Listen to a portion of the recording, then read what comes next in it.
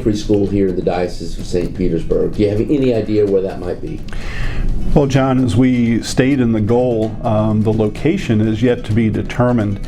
I would just start out by saying that Catholic education was something that came up at every single listening session throughout our diocese, both as a strength, as something that we're doing very well as a diocese, but also something that we need to continue focusing on to provide locations for Catholic education, but also to ensure its affordability so that as many of our students can receive a good quality faith-based education as possible. So when this document was distributed, I know wheels started spinning in people's heads of where are they going to build this, because we know where populations are, and so some are guessing South Hillsborough, some are thinking South or North Hillsborough / Central Pasco, some other locations, and the other dynamic is, well, aren't some schools struggling?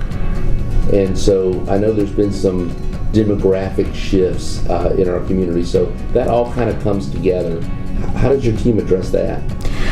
Well, you're correct in saying that there's different areas throughout our diocese that are growing and others that are more stable or mature. So what we do when we look at where we're going to locate a school is we conduct a feasibility study, a demographic study to determine the need in a particular area. You mentioned a couple of different areas in our diocese, and just this week I was up at the northernmost parish in our diocese, St. Elizabeth Ann Seton in Citrus Springs, which tends to be an older population up in that area, but one of the parishioners I spoke to said to me, "Bishop, we need a Catholic school that's closer to this area so that our children don't have to go to Ocala," which is in the Diocese of Orlando, pretty close by, but it's still in another diocese, to receive a Catholic education. So there's a lot of need out there, but we have to balance that need also with the financial commitment that's required to construct and to staff a new school. I mean, generally you're looking somewhere in the range of $10 to $20 million to open a new school.